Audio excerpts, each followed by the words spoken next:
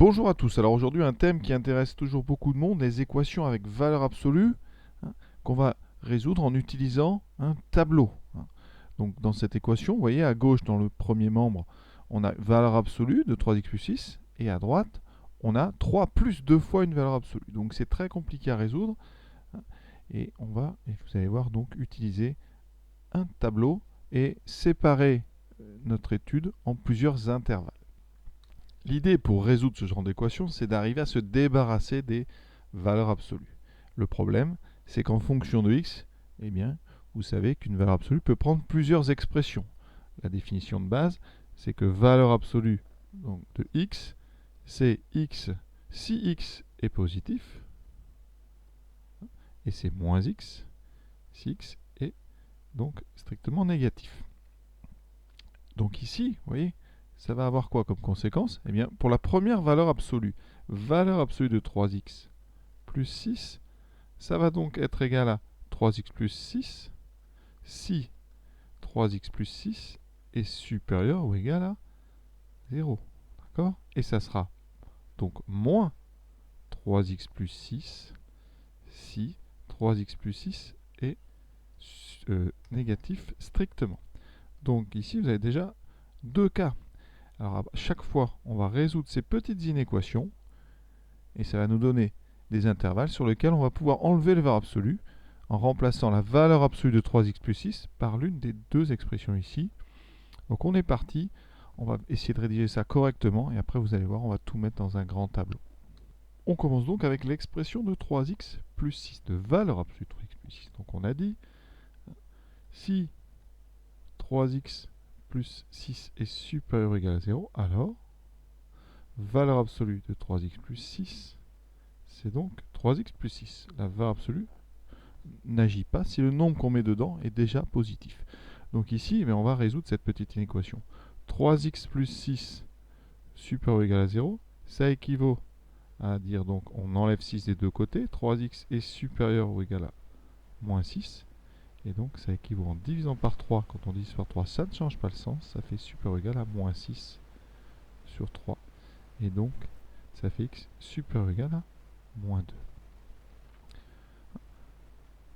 Donc, première chose, quand on est sur l'intervalle, donc bilan, premier bilan de ça, parce qu'on va essayer d'être très clair, si on prend x dans l'intervalle, donc moins 2 plus l'infini, je ferme en moins 2 parce qu'ici j'ai supérieur ou égal, alors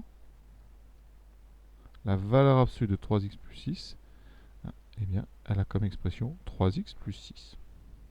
Et donc par conséquent, si 3x plus 6 est strictement négatif, alors la valeur absolue de 3x plus 6, ça sera donc moins 3x plus 6 avec des parenthèses qui donnera moins 3x moins 6. Et ça, eh bien, si on résout, alors on a déjà fait celle de gauche, eh bien, ça nous donnera x donc strictement plus petit que moins 2. Ça sera donc le complémentaire de supérieur ou égal à moins 2. Donc, le bilan, c'est que si x appartient à moins l'infini, moins 2 ouvert, alors on pourra remplacer la valeur absolue de 3x plus 6 par moins 3x moins 6. Bon, tout ça c'est bien, mais ça fait beaucoup de rédaction. Donc après, on va consigner ça dans un petit tableau. Il va être tout simple. C'est comme un tableau de valeurs. Ici, on va avoir une première ligne avec x. On aura la valeur importante ici, c'est la valeur moins 2.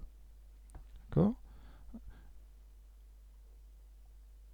On va tracer un trait. Ici, à gauche de moins 2, valeur absolue de 3x plus 6, eh bien ça fera, on a dit moins 3x moins 6, parce qu'on a dit quand x est sur moins l'infini moins 2, c'est moins 3x moins 6, et à droite, c'est 3x plus 6.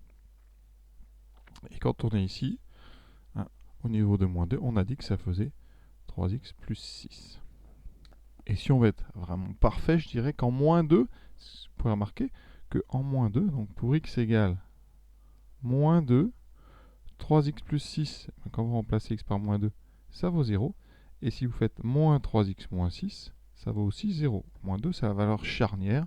C'est là en fait où s'annule ce qu'on a mis dans la valeur absolue. Donc c'est là où s'annule 3x plus 6. Donc dans notre tableau, plutôt que de mettre 3x plus 6 ici, on a tout intérêt à mettre finalement un 0.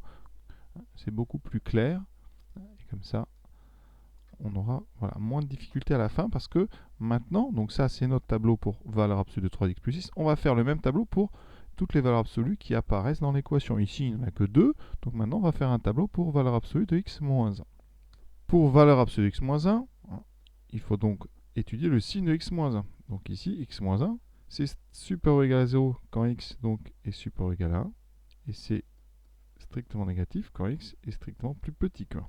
Donc, comme tout à l'heure, si x moins 1 est supérieur ou égal à 0, ça voudra dire que dans ce cas-là, la valeur absolue de x moins 1 n'agit pas. Donc c'est égal à x moins 1. Dans ce cas-là, x moins 1 est positif, la valeur absolue n'a pas d'action. Quand x moins 1 est négatif, la valeur absolue va rajouter un moins devant, ça fera moins x moins 1, ça donnera donc moins x plus 1. Pour aller doucement. Donc, ça veut dire que l'expression de x, de valeur absolue de x moins 1, elle va être, pareil que tout à l'heure, de deux types, et la valeur charnière, ça sera 1. En 1, on a dit, vous voyez, c'est la zone en fait entre les deux. 1, c'est l'endroit où x moins 1 vaut 0. Donc, en 1, la valeur absolue, ici, vaudra 0. Donc, on va mettre un petit 0. Ça ressemble un petit peu à un tableau de signes pour ceux qui connaissent. Sauf qu'ici, on va mettre l'expression de chaque côté. Donc, x moins 1 à gauche de 1 va être égal à moins x plus 1. Et à droite va être égal à x moins 1. Donc voilà dans l'idée ce qu'on va faire. Dans la pratique, on va faire plutôt un grand tableau. Vous allez voir, et dans ce tableau, on va refaire tout ce qu'on a fait. On fait un grand tableau. Ici, il faut un petit peu de place, donc il faut une règle. Ici, on va avoir plusieurs lignes. On va avoir premièrement la ligne donc, des valeurs de x. Deuxièmement, la ligne du signe. Alors, on va mettre des titres. Signe de 3x plus 6. Sous cette ligne du signe de 3x plus 6, on va mettre expression de valeur absolue de 3x plus 6. Ensuite, on va faire pareil pour chaque valeur absolue qui apparaît dans l'équation. Donc ici, je vais avoir signe de x moins 1. Et ensuite, une autre ligne, donc expression de valeur absolue de x moins 1. Et ensuite, on mettra une dernière ligne qui sera un petit peu plus grande, qui sera équation. Donc, la première chose à bien comprendre, ça sera quelles sont les différentes valeurs de x qui vont être importantes dans cet exercice. Donc, si vous avez bien compris ce que j'ai fait, les valeurs de x qui font changer les expressions des valeurs absolues, c'est celles qui les annulent. Donc ici, il faut résoudre à côté de votre tableau. 3x plus 6 égale 0, et x moins 1 égale 0, de façon à pouvoir remplir ces lignes du signe. 3x plus 6 et x moins 1, ce sont des fonctions affines. Donc si je sais où elles s'annulent, j'ai terminé. Donc ici, ça s'annule en moins 2, celle-là s'annule en 1. Donc, je vais caser les nombres importants, c'est-à-dire 1 et moins 2. Moins 2 et 1. Je trace mes grandes colonnes.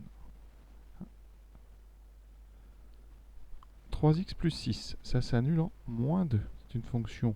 Alors après, soit vous posez les inéquations, soit vous connaissez votre cours sur les fonctions affines. 3x plus 6, on a un coefficient ici positif, c'est donc une fonction affine croissante. Le signe, c'est moins 0 et plus ensuite. Pour le signe de x moins 1, ça s'annule en 1. C'est une fonction aussi de coefficient ici, vous voyez, directeur positif, donc c'est moins, plus. Voilà. Vous avez fait le plus dur là. Maintenant, on va donner dans chaque ligne les expressions. Ici, 3x plus 6, donc de moins l'infini à moins 2. 3x plus 6 est négatif, donc 3x plus 6 en valeur absolue, c'est moins 3, moins 6. Il faut bien penser à développer le moins et à le donner à 3x et à plus 6. Ensuite, en moins 2, on sait que ça fera 0. Au niveau du plus ici, 3x plus 6 c'est positif, donc la valeur absolue vaudra 3x plus 6. Et ensuite, pareil, dernière zone, entre 1 et plus l'infini. 3x plus 6 est positif, donc la valeur absolue ne sert à rien. On s'est occupé de la première, oui, valeur absolue. Ce que j'ai écrit là, je l'avais trouvé en fait dans mon petit tableau en haut. Là. Mais vous voyez, on peut le faire directement dans un grand tableau tout de suite. Ensuite, pour la valeur absolue de x moins 1, de moins l'infini à moins 2, x moins 1 est négatif, donc la valeur absolue va rajouter un moins, ça fera donc moins x plus 1. pour ceux qui ont un petit peu de mal, vous pouvez faire en fait écrire moins x moins 1 et le développer. Ça fait donc moins x plus 1. Ensuite, dans la zone entre moins 2 et 1, ben, x moins 1 n'a pas changé de signe, c'est toujours négatif. Donc l'expression, ça sera la même. Moins x plus 1. En 1, on sait que ça vaudra 0. Et une fois qu'on a passé 1, x moins 1 devient positif, donc la valeur absolue ne sert plus à rien. Et on a ceci. Et maintenant, on n'a plus qu'à écrire les équations en fonction de l'intervalle dans lequel on se trouve. Étape suivante. Maintenant, dans chaque intervalle, on va réécrire l'équation sans les valeurs absolues. Vous voyez, de moins l'infini à moins 2 ici, on sait que la première valeur absolue en haut à gauche, 3x plus 6, là ici, elle vaut moins 3x moins 6. Donc ça va être égal à, vous voyez, 3 plus 2 fois moins x plus 1. J'ai remplacé chacune des valeurs absolues par son expression en fonction donc de l'intervalle dans lequel je me trouve. Ici, j'ai donc une équation à résoudre. J'aurai une équation ici à résoudre en moins 2. Donc pour x égale moins 2, la première valeur absolue vaut 0. Ensuite, à droite, ça fera 3 plus 2 fois moins x plus 1. Entre moins 2 et moins 1, la première valeur absolue vaut 3x plus 6. Et ça sera égal à 3 plus 2 fois la deuxième valeur absolue qui vaut moins x plus 1. Et donc comme ça, on aura toute une série de petites équations à résoudre. Ensuite, en 1, eh bien, la première valeur absolue vaut 3x plus 6. Et ça sera égal à 3 plus 2 fois la deuxième qui à cet endroit-là vaut 0. Troisième et dernière zone, 1 de 1 à plus l'infini. On a donc la première valeur absolue qui vaut 3x plus 6. Et ça sera égal à 3 plus 2 fois x moins 1. Alors si vous n'avez pas assez de place pour faire tout ça dans un tableau, eh bien on va faire ça par disjonction, c'est-à-dire en séparant les cas tranquillement juste après. C'est ce que je me propose de faire pour que ce soit, je pense, plus clair. Sur une copie, ce qu'on peut faire, c'est donc de commencer par la gauche, de dire sur moins l'infini moins 2, qu'est-ce que va donner l'équation? Et donc on va le faire. Alors pour ceux qui ont bien compris, après ça peut aller plus vite. On peut trouver rapidement le moins 2 et le 1, et comme ça savoir quels sont les types d'équations qu'on a à résoudre. Donc ici, de moins l'infini à moins 2, la première valeur absolue vaudra moins 3x moins 6, et à droite on aura donc égal à 3 plus 2 fois la deuxième qui s'écrit moins x plus 1. On développe et on résout. Donc moins 3x moins 6 égale 3 moins 2x plus 2.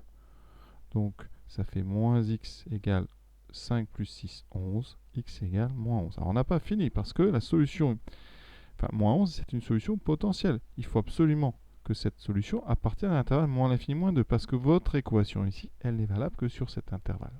Donc ici, on dit or moins 11 appartient à moins l'infini moins 2. Donc moins 11 est vraiment une solution. Moins 11 est solution. Et on vient de trouver notre première solution. Et on va maintenant passer à la deuxième chose. Donc on a fait moins l'infini moins 2 ouvert. Maintenant on regarde ce qui se passe pour x égale moins 2. À gauche, la valeur absolue de 3x plus 6, on a déjà dit, elle vaut 0. À droite, ça fera 3 plus 2 fois, donc 0 moins 1.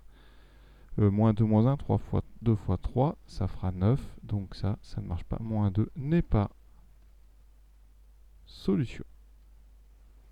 Ensuite, on s'attaque maintenant à l'intervalle suivant, de moins 2 à 1.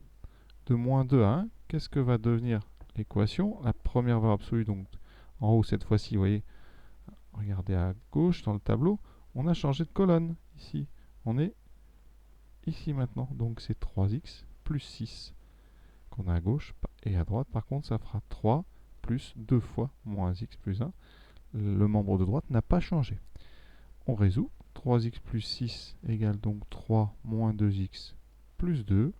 Ça fait 5x égale donc 5 moins 6 moins 1. X égale moins 1 cinquième. Et comme tout à l'heure, il faut vérifier. Moins 1 cinquième, c'est bien dans l'intervalle sur lequel cette équation est valide. Et donc, moins 1 cinquième est une solution. Moins 1 cinquième est solution. Ensuite, vous avez bien compris, on va s'intéresser à x égale 1. Donc on regarde, pour x égale 1, À gauche, ça fera 3 plus 6, ça fera 9. Et à droite, on aura 3 plus 0. C'est là où la deuxième variable absolue s'annule. Donc 9 et 3 sont différents. Un 9 est différent de 3, donc 1 n'est pas solution. Et on a quasiment fini. Alors, je vais avoir la place de faire ça à gauche, en bas.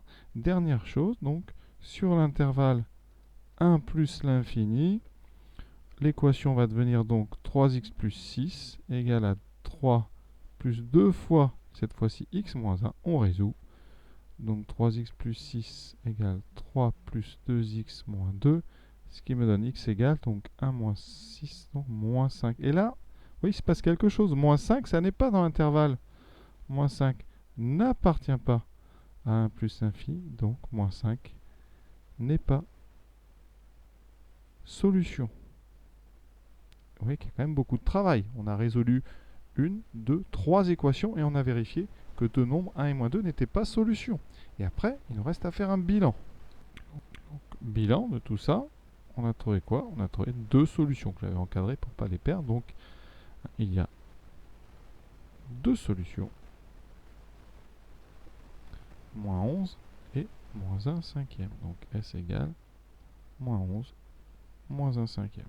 Alors, ce que je vous propose maintenant, c'est de vérifier avec GeoGebra que nos solutions sont bonnes.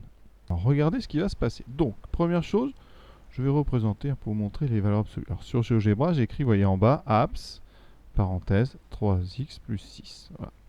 Ce que vous pouvez remarquer, c'est que la forme de cette courbe, elle est en V.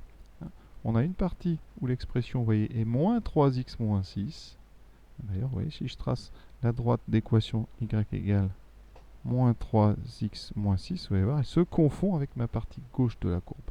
Et si je représente la droite d'équation y égale 3x plus 6, vous voyez qu'elle se confond avec la partie droite de ma courbe. Vous voyez, donc voilà l'explication de cette courbe en V. Ça, c'est la valeur absolue donc de 3x plus 6. Si vous faites la même chose avec la valeur absolue de x plus 1, vous aurez deux morceaux. La valeur absolue de x, donc moins 1. Voilà. Vous voyez que c'est aussi une courbe en V. À gauche, on aura en fait la droite d'équation y égale moins x plus 1. Et à droite, l'équation y égale x moins 1. Voilà. Et tout ça, ces deux choses-là, en fait, on les mélange dans une seule équation. Donc ça me donnera, et là on va donc tout retaper, notre équation. Alors ce qu'on va faire, c'est qu'on va tout mettre à gauche. On va écrire donc valeur absolue de 3x plus 6. Et on va mettre donc le 3 à gauche. Donc on aura moins 3. Et on va mettre la valeur absolue de 2.